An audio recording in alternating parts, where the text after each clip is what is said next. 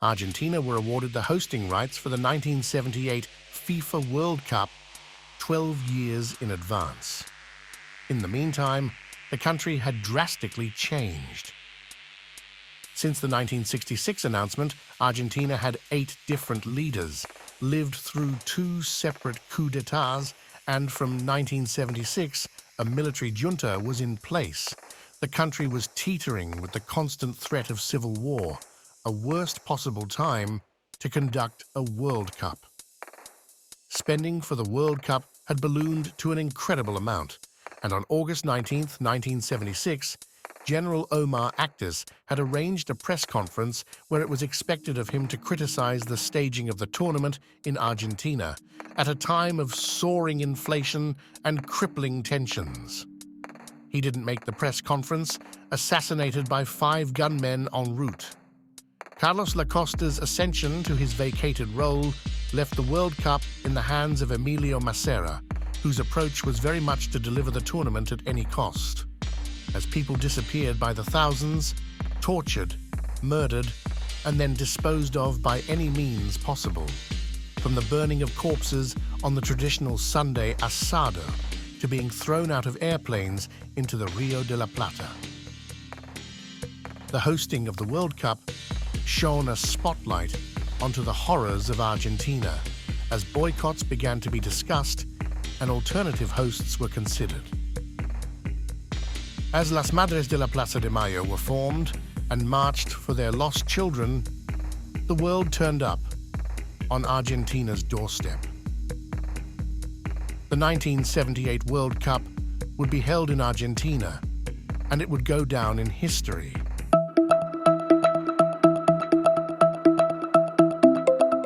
Since Argentina were awarded the World Cup, the entire footballing landscape had changed. For one, England were nowhere to be seen in Argentina, as their descent from the pedestal of world champions was decimated. Firstly, in losing their status as world champions to West Germany in a chaotic quarter-final defeat, before their elite status was subsequently revoked 2 years later, when the same opposition comfortably saw to their Euro 1972 exit.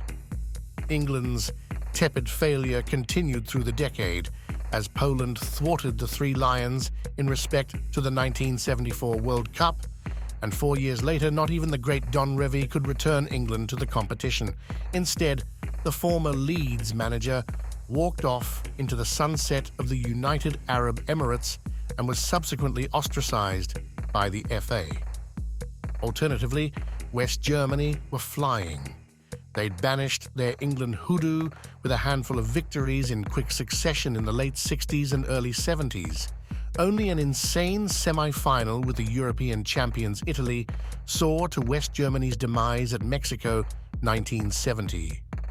They'd return with a vengeance, sweeping up the 1972 European Championships, dumping out the total footballing Dutch at their home World Cup 2 years later, before returning to the Euros final in '76, only to be a victim of Antonin Panenka's immortal penalty.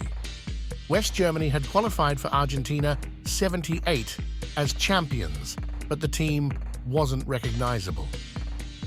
Franz Beckenbauer was disposed of after his move to New York Cosmos in April 1977. Gerd Müller didn't play for his country after the triumph in 1974, and the likes of Wolfgang Overath, Paul Breitner, and Günter Netzer were no longer considered. The champions before them, Brazil, were much changed in the face of a dictatorship. In Mexico, they had played the perfect game with the perfect team, manager, and tactics, but Joga Bonito would be replaced in dramatic fashion with a more robust, more European feel. The military took a grip on the national team, and Claudio Coutinho, who prepared the Seleção so well for the 1970 World Cup, was manager coming into the 1978 tournament.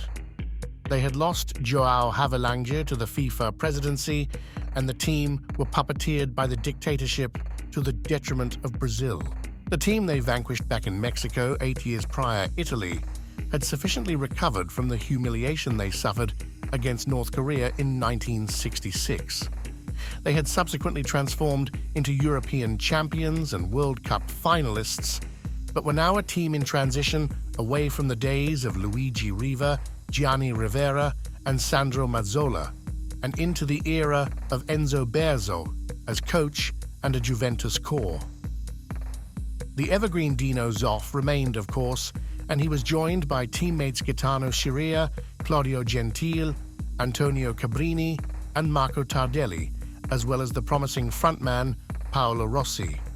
A new force in international football were the Dutch. After only professionalizing the sport in the 1950s, Dutch players who moved abroad to play the sport were now welcomed back into the national team fold with open arms. The likes of Ernst Happel at Feyenoord and Rinus Michels at Ajax helped revolutionize the sport. Total football swept over the globe, with the first 4 European Cups of the 1970s won by Dutch teams and the Netherlands, reaching the World Cup final in 1974. This is a country obsessed with space because of the disadvantages they've been handed geographically, so it had to evolve into the football game sooner or later. Their relentless attack, fluid interchangeability, and the constant adjustments was too much, both in the club and international game. Their desire to humiliate the West Germans in 1974 cost them. Regardless, they returned to the world stage as favourites. But much had changed. Johan Cruyff vowed not to go to Argentina, not because of the dictatorship or a boycott, but because of his own personal horrors. He and his family survived a kidnap attempt whilst in Barcelona, and despite playing in the qualifiers, the influential captain decided he couldn't leave his family behind. Meanwhile, the nation had played hot potato with the manager's hot seat since 1974. George Noble took charge for Euro 76. Then Jan Zwart-Kroes, who was demoted after leading the country through qualifying for the 1978 World Cup. Now it was down to Austrian Ernst Happel, who was still gifted with enough talent at his disposal in Ruud Krol, Arie Haan, Johan Neeskens, and Rob Rensenbrink. But what of the hosts?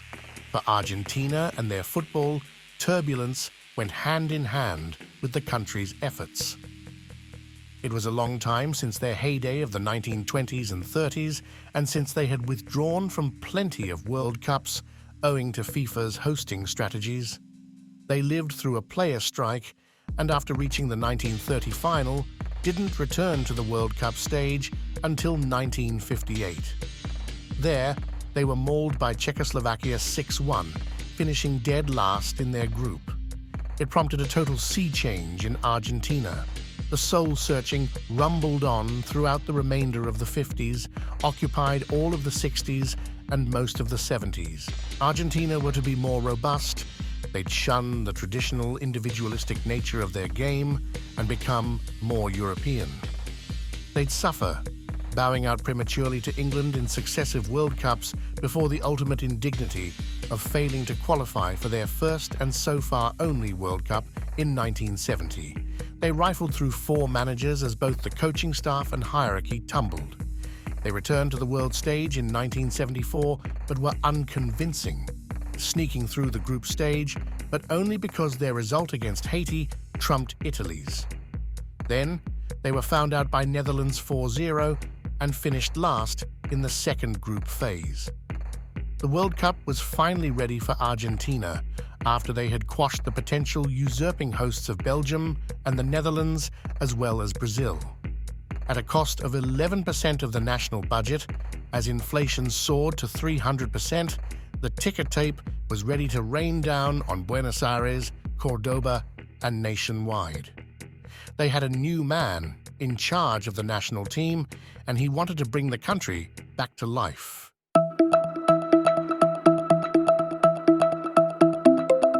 Cesar Luis Menotti was a member of the Communist Party in his youth, and the lifelong socialist lived at odds with the dictatorship he lived and served under. He desired a return to the beautiful football Argentina used to play, and used Hurricane as a conduit for that. The unfashionable team, not of the nation's Big Five, upset the order as they won the league title in 1973 before reaching a Copa Libertadores final the year after. Off the back of this, he was hired as the Argentina national team coach. He had to recover talent after a mass exodus to Spain had transpired since the prior World Cup. He'd recall just one Europe-based player for the squad in Valencia's Mario Kempes. Kempes was on fire, netting 28 La Liga goals on the way to the Pichichi Trophy, and in doing so scored more goals than anyone in La Liga since Alfredo Di Stefano in 1957. Menotti had an uninterrupted 6 months to work with his squad, and he lined 25 of Argentina's best and brightest in a camp. It was far from smooth sailing. Aside from fluid football, Menotti desired a club feel to proceedings, and in doing so wound up with 5 representatives from River Plate, but 0 form Boca Juniors. The Boca player who got closest to the eventual 22-man squad was Vicente Pernia, whose battle with San Lorenzo's Jorge Olguin for the right-back berth filled the narrative. Eventually, Menotti's sensibilities meant Olguin had to be selected. He was more versatile and infinitely more attacking than the conservative Pernia. Menotti was praised with changing the entire mentality of Argentinian football.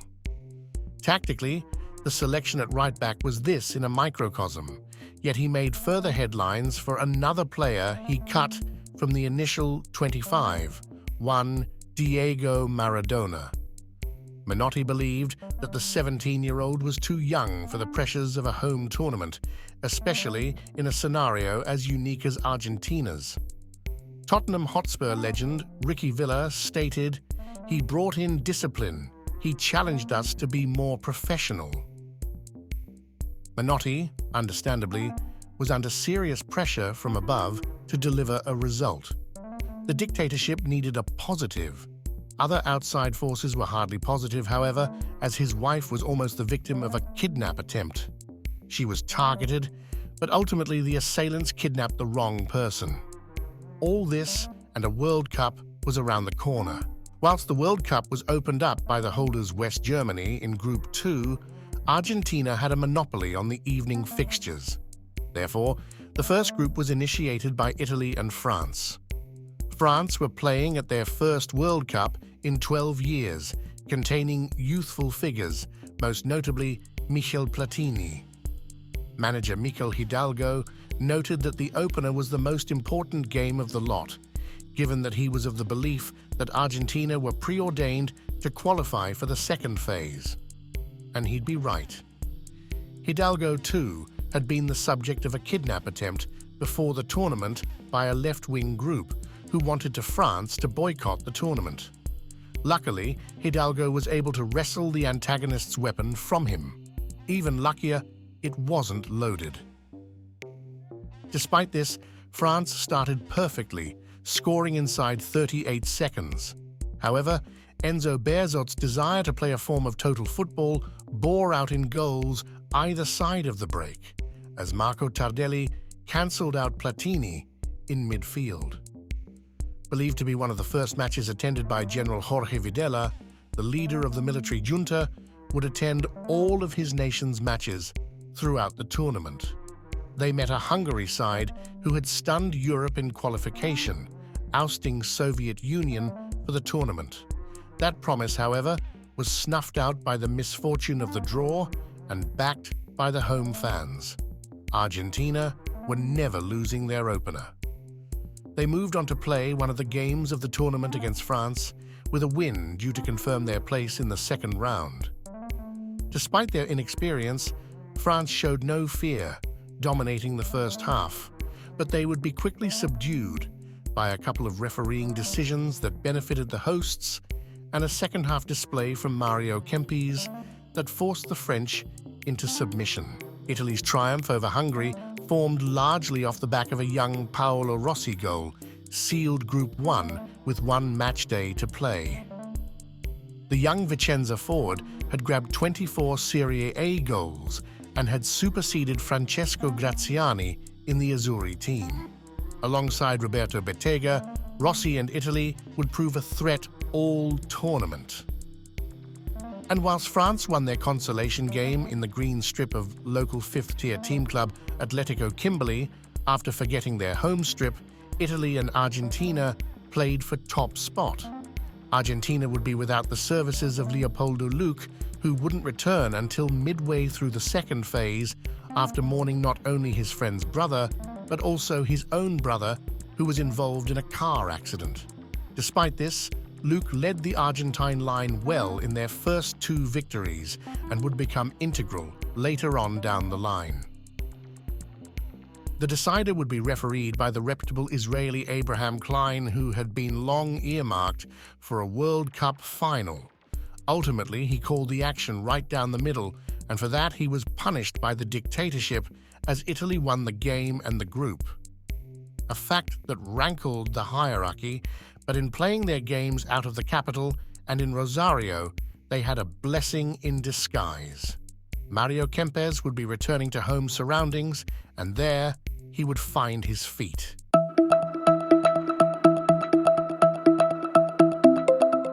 Of the controversial tournament, West Germans within Amnesty International established a grassroots campaign called Fußball Ja, Volta 9, which translates to yes to football, no to torture. Given the government of its day leaned towards the right and the DFB fell in line, the West German camp was split. The exiled Paul Breitner, well known for his left-leaning ideologies, was outspoken about the Argentine atrocities, as goalkeeper Sepp Maier, among others, shared that belief. Regardless, the idea of boycotting a World Cup as holders was unthinkable, so protests gained little traction from within West Germany. Perhaps it was due to the speech laid out by General Videla to open the tournament pre-match, where he unashamedly overused the word peace, or perhaps it was the converging quality of both West Germany and Poland, but the two sides opted to play out a ceasefire of a goalless draw. The first match day was more remembered for the first African victory at a World Cup, when Ali Kaabi not only scored Tunisia's first World Cup goal, but it led to the 3-1 triumph over Mexico in their opener. Mexico, the runaway 1977 CONCACAF champions in their own right, had opened the scoring in the game in their stylist Levi kits. However, Tunisia's second-half performance was one for the ages and finally placed Africa on the world football map. They would be unable to eke out another triumph against Poland, but managed to give them an incredibly close game. Ali Kaabi turned from hero to zero, his fresh air shot allowing Grzegorz Lato to the only goal of the game. This before Tunisia hit the bar late on. On such fine margins was their fate decided. They had fared better than Mexico, who took a 6-goal thrashing from West Germany, who ended the tie as a contest before the half. The Europeans, however, couldn't brand Tunisia with the same punishment, instead held to a goalless draw. Their dull tournament continued as they were restricted to chances from set pieces or from distance. Still, the draw was enough to keep the Africans at arm's length, but after Poland's triumph over Mexico, they wouldn't be group winners. Poland were hardly blowing teams away, as they had done in reaching the Final Four in 1974. They missed Gadosha up front, but were comfortably supplemented by Zbigniew Boniek, Andrzej Szarmach, and Kazimierz Dana. Their 3-1 win over the Mexicans finally put their opponents out of their misery, and the champions of Central and North America were ranked as the worst of the 16 teams.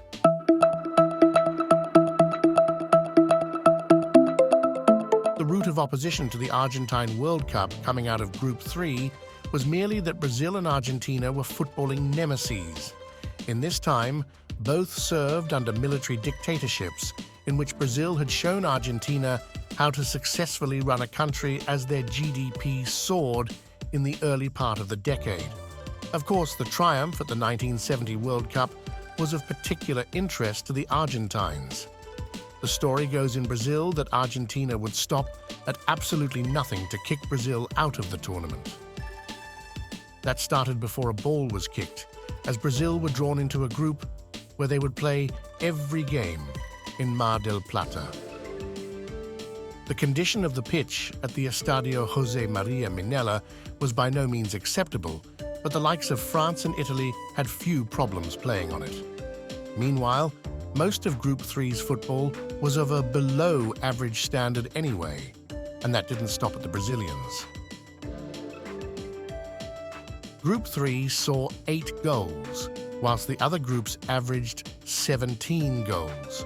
Fixtures at Mar del Plata in Group 1 averaged just under 4 goals a game, whilst from Group 3, that number was just 1. It wasn't just Brazil who were flummoxed by Group 3, as the 2 contenders to join them in the next phase in Spain and Sweden were both beaten by Hans Krankel goals and Austria. The onus was on Brazil to see if they could join Austria, and were left enraged by proceedings against Sweden. An already unhappy camp took their frustrations out on referee Clive Thomas, who bewilderingly blew for full time as a Brazilian corner was delivered into the box. The corner was converted into a goal. Many people left the stadium without the knowledge of the actual scoreline. An equally furious FIFA president and Brazilian-born João Havelange ensured that Clive Thomas wouldn't officiate another World Cup game after the draw. It did little to soothe the Brazilians. They were unhappy with the style of football being demanded of them by Coutinho, with Zico particularly vocal. Meanwhile, they had to make do without 1970 survivor Rivellino for large parts on his insistence that he was suffering from injury. Ronaldo did little to ingratiate himself to either the Brazilian hierarchy or the Argentines whom he played in front of. Upon scoring against Sweden, he raised his clenched fist in celebration, a gesture that had since become synonymous with the Black Panther movement. It was a socialist action, broadcast globally in front of a dictatorship.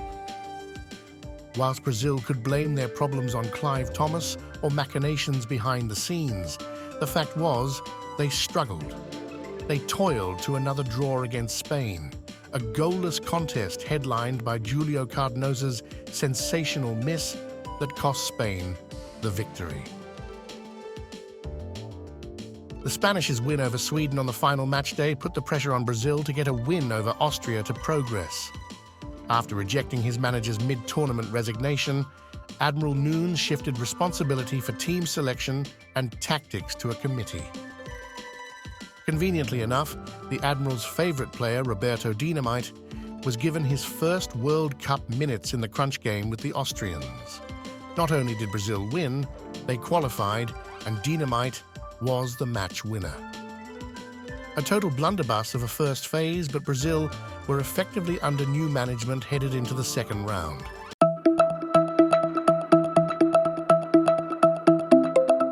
The appeals for boycott were the strongest in the Netherlands after a stage show from comedians Freek de Jong and Bram Vermeulen toured the country.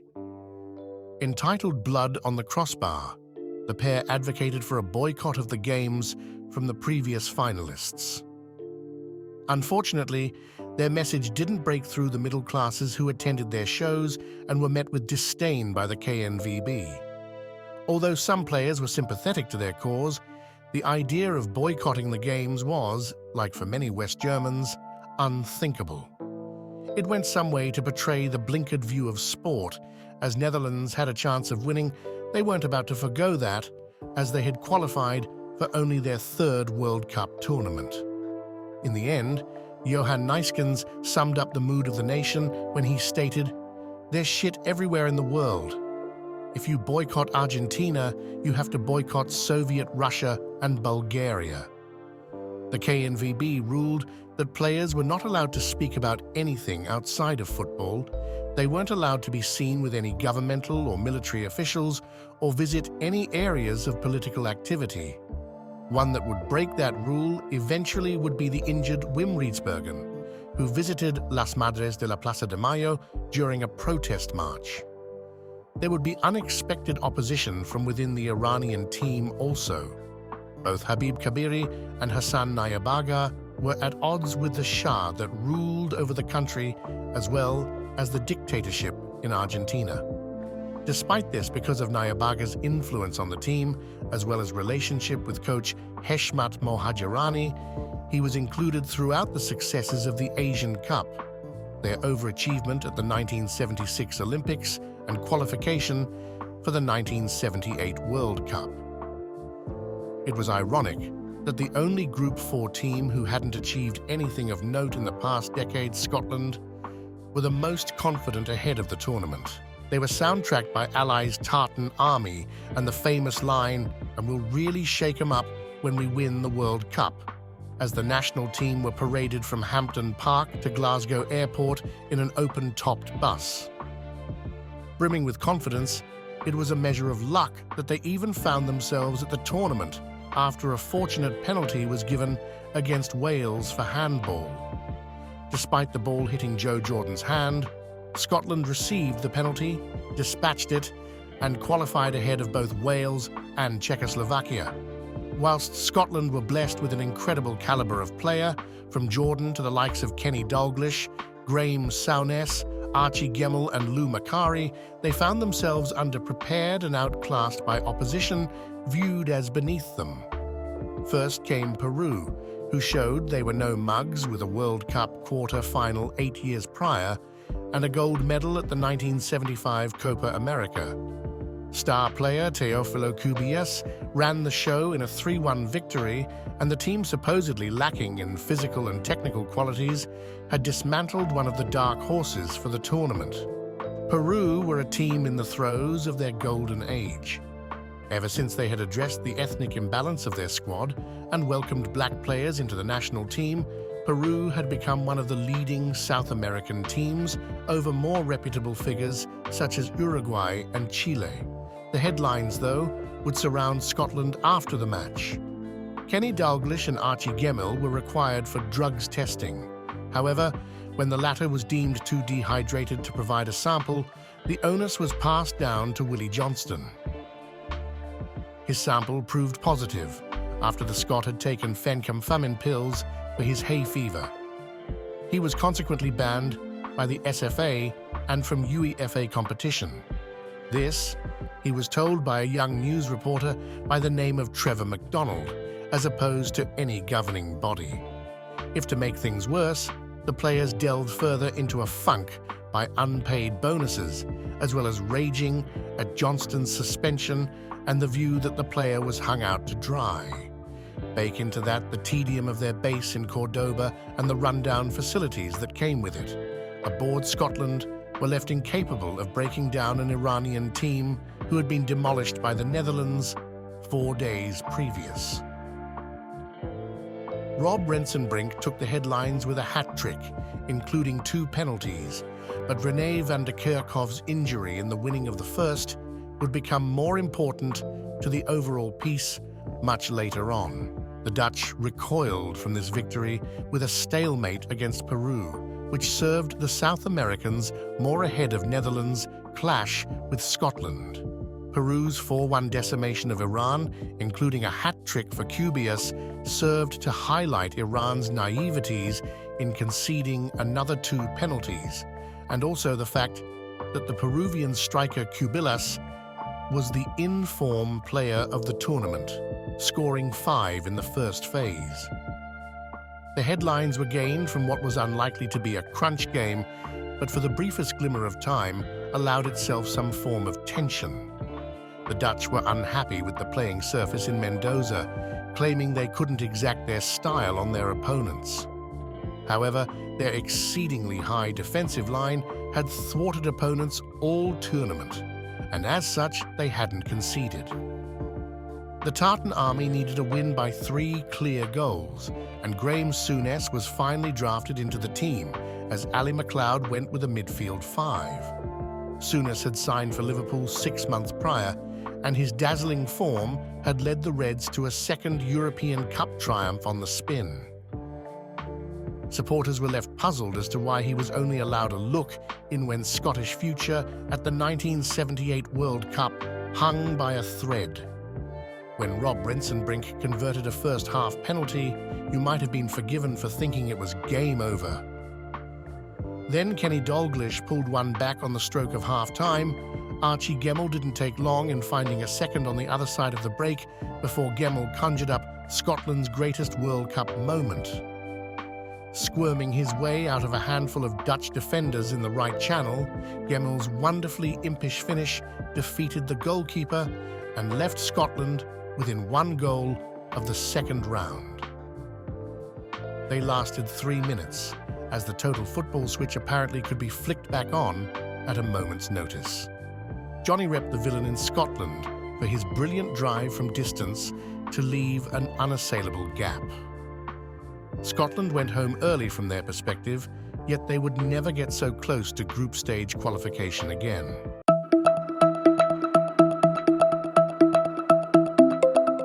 The second round of the 1978 World Cup strayed away from tradition and pitted two groups of four with two very distinct feels.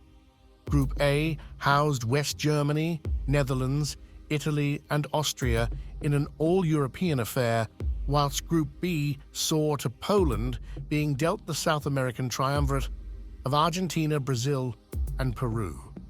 It was a miracle that West Germany had made it through at all, and their dour football held Italy to a goalless draw in the capital before they finally made positive changes ahead of the match with the Netherlands. Shifting to a more progressive 4-3-3, West Germany put on their best performance since the Mexican mauling, but still it wasn't enough, as the Dutch salvaged a point with 8 minutes to play. The Dutch were finally hitting their stride too, as they extinguished Austrian hopes with a 5-1 battering in Cordoba, lubricated by the rain, as well as assistant manager Jan Zwartkruis' decision to utilize Rob Rensenbrink in the position vacated by Johan Cruyff. It gave them the platform to outdo an Italian team with Paolo Rossi, who had slain Austria to play a de facto semi-final with the Dutch. The Italians were aided by an own goal and were only eliminated thanks to 2 moments of long-range genius from scorer of the own goal, Ernie Brantz and Ari Hahn. Meanwhile, the other final matchday contest became known as the Miracle of Cordoba, or the Disgrace of Cordoba, depending on your allegiances. Austria grabbed their first win over a German team since the Wunderteam days of 1931, whilst midfielder Rainer Bonhoff was scapegoated by the West German supporters for limiting youngster Hansi Muller's game time. The Brazilian mood was sunnier after Diasu lit a fire under their World Cup campaign with a wonder goal against Peru that helped put their fellow South Americans to the sword. Mario Kempes, contrastingly, found his first goals of the tournament roared on by his hometown crowd in Rosario, scoring a double over Poland. His handball on the line ought to have warranted a dismissal, but a conveniently lenient referee let Argentina off with just the awarding of a penalty. Consequently, Kazimierz Dana felt the heat of the Rosario crowd and almost apologetically fumbled the penalty kick into the goalkeeper's arms. Whilst Poland would go into the final match with a flicker of hope, after a slender triumph over the Peruvians, they met a bruised Brazil after the Battle of Rosario, who needed a victory by a big margin. Brazil brought it on themselves, however, ending the international career of Rivellino by deploying a combative midfield that got suckered into a physical contest. The draw, combined with Argentina's later scheduled final match, left Brazil with a mountain to climb. Despite their renewed optimism and a dangerous performance, Poland was sunk by a Roberto Dynamite double, justifying Admiral Nunes' demands that he played.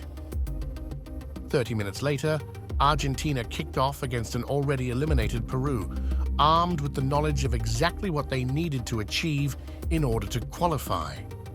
A game that, outside of the finals, warrants its own Wikipedia page alongside 17 other matches. That should go some way to determine just how controversial this match was.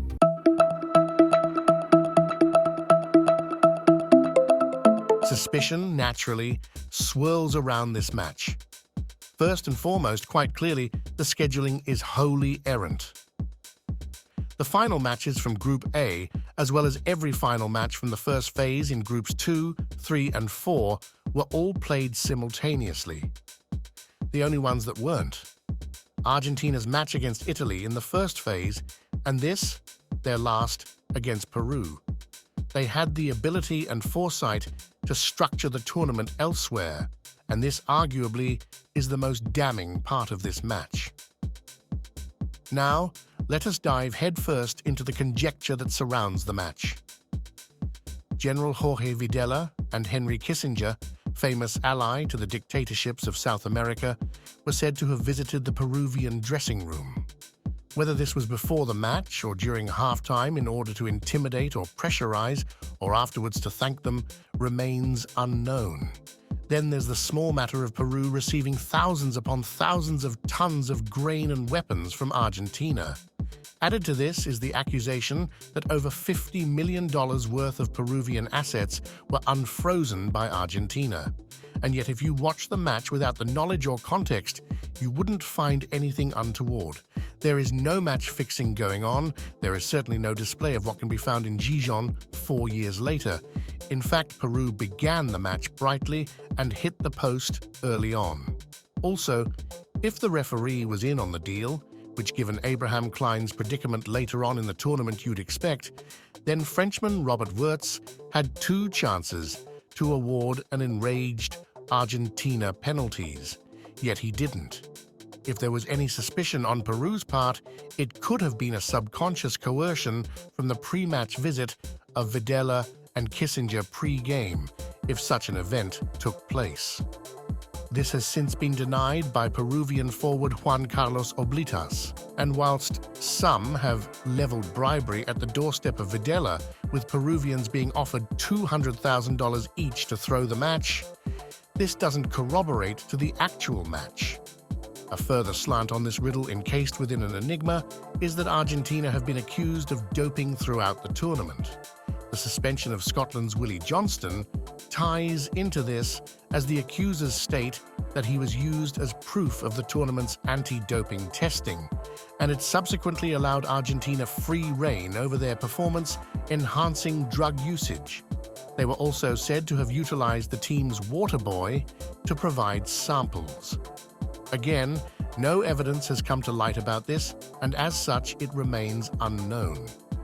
The game's controversy has multiple facets, with some certainly more believable than others. Needing to run up a victory of more than 4 goals, Argentina achieved so within 50 minutes, with the first of 2 Leopoldo Luque goals, and eventually won by 6. After a bright start, Peru wilted. Whether this was the process of a long tournament for an inexperienced team, or the animosity that they and others faced in Rosario, remains to be seen. Likely it is a combination of these factors. Both the referee and the Peruvian players had a chance to throw the game, but both quite clearly spurned such a despicable act. If there was any pressure from outside forces, it was likely so subconscious that it makes it completely unbelievable that the dictatorship would stoop to such subtle methods when they had fixed in place referees, venues, and scheduling that blatantly aided them. Subtlety was not this regime's strong suit. If this match was rigged, it would have been obvious. As it wasn't, this makes this one of the cleaner victories Argentina acquired on their way to the final.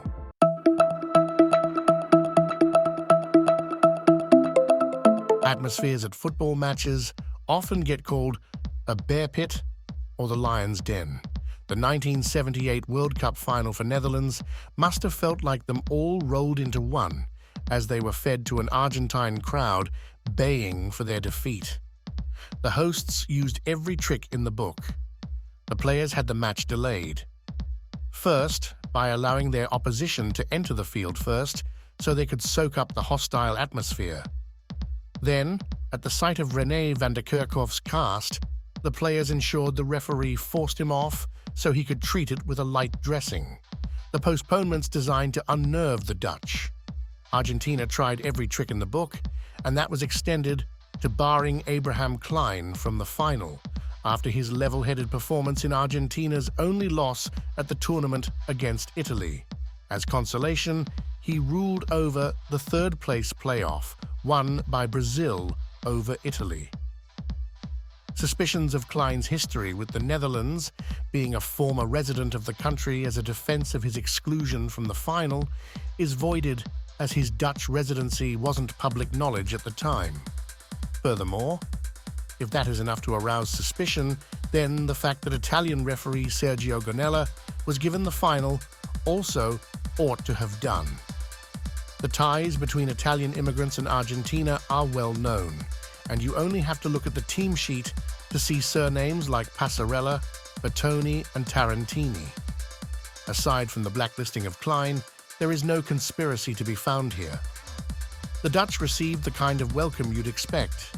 They were given a longer detour around Buenos Aires, and their coach was pelted with stones upon arrival to the Estadio Monumental.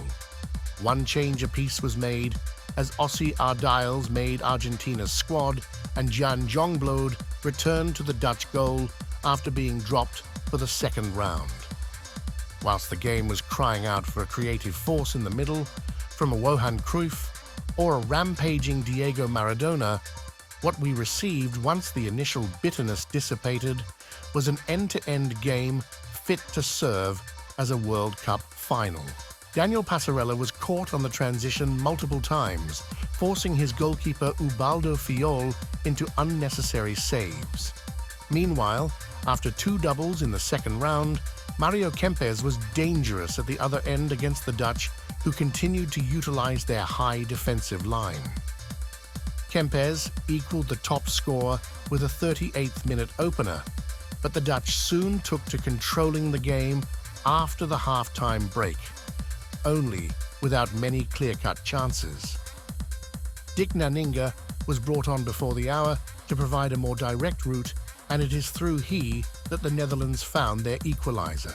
The forward headed home with 8 minutes to play, and it looked as though an extra half hour would be forced upon the hosts. Until Rob Rensenbrink found himself with the goal at his mercy in the final minute of the game.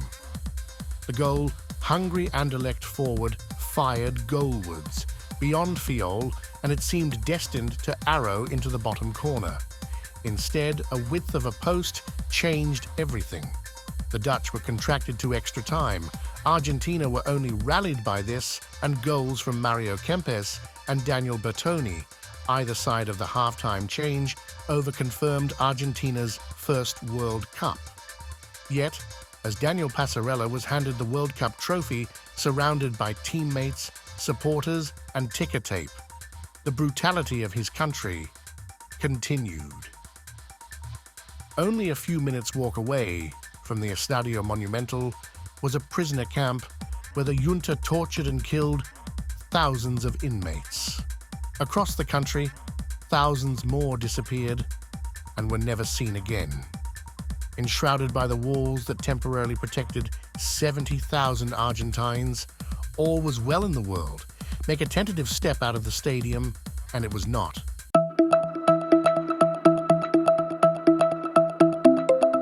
Even more so than in 1974, the Netherlands were the moral victors of a World Cup, and for far deeper reason than simply playing the best football. Once again, it is widely considered that the Dutch played the most attractive football at the tournament, even if their results were slightly diminished. But contrasting that was all the bells and whistles Argentina benefited from in regard to the dictatorship, who made their passage to the trophy as serene as possible. This was more than just home field advantage. Mario Kempes sums up the tournament well. I have come to terms with the fact we were champions during a dark time in Argentina. It proved the last display of total football, with the advent of a more defensive 1980s predicated on the sweeper system. Netherlands would reach the subsequent Euros, but were comfortably eliminated and wouldn't return to tournament football until 1988, where they belatedly won silverware at the European Championships. Amidst the disgraceful performance of 1978, Brazil turned its back on European football. Via Tele Santana, Brazil reverted to its roots of attacking football that had earned them a record 3 World Cups. However, much like the Dutch of the 70s, Brazil's glory of the 1980s would be teamed with failures against European opposition. Italy's road to hosting the European Championships in 1980 was laid well with 4th place in Argentina. However, the competition was scarred by off-field troubles, primarily the Totonero scandal, as they failed to get out of the group. Still, Enzo Bearzot remained and helped end nearly half a century of World Cup drought, with his trusty Paolo Rossi recalled from a 2-year ban. In the 1982 final, Italy defeated West Germany, who were once again European champions after defeating Belgium in 1980. The 80s was West Germany's time, and they reveled in an era of supervillainy as a proficient tournament team that recorded 3 successive World Cup finals, becoming 3-time world champions in 1990 under a returning Franz Beckenbauer. Poland had their time in the sun, returning to the podium in the 1982 World Cup as Scotland's group stage woes continued. Austria returned to the shadows, and England came out of them only in failure. And then there was Argentina. They had shunned pragmatic football and welcomed in the exuberance of Diego Maradona after he captivated the 1979 FIFA World Youth Championship. He'd make his World Cup presence felt in 1982, ultimately in disgrace after a sending off against Brazil. It marked the beginning of the end for the military dictatorship, who surrendered the Falkland Islands to Britain during the 1982 World Cup. They'd come out of that war with democracy and a second World Cup thanks to the handy revenge of Diego Maradona, as he eloped to become the world's best player, reaching 2 World Cup finals. Argentina's triumph in 1978 shares the similarities with Italy in the 1930s. Both were under the control of a dictatorship, and that dictatorship saw the hosting of a FIFA World Cup as the ideal platform and would do anything possible to ensure victory. There is more than a whiff of conspiracy around both, from Argentina's second group contest with Peru to Italy's triumphs in both winning finals in the 30s. All it does is serves to undermine the return of Argentina's beauty as a football team. They harked back to an age of La Albiceleste almost conquering the world at the first time of asking, to the days of Adolfo Pedernera and Alfredo Di Stefano, and the ingenuity of River Plate in the 1940s and 50s. It was a team that saw the ruin that pragmatism had caused in the generations since, that marched through the tournament with the blinkers on to protect them from the horrors of their own country before winning a first World Cup. With help, maybe. Under duress, certainly. The 1978 World Cup didn't live down to the worst fears that many across the world expected, yet it cannot be described as a net positive for anybody other than the Argentine dictatorship. But it proved the beginning of the end, as the junta were finally ousted in 1983. The fact remains that the class of 78 goes undervalued primarily because of the dictatorship. If 1986 was the World Cup of Maradona and 2022 was the World Cup of Messi, the triumph that started Argentina's success on the global stage belonged to the dictators. Argentina healed as a country, but some wounds cannot be closed. Las Madres de la Plaza de Mayo still march for their children every Thursday at 3:30 p.m.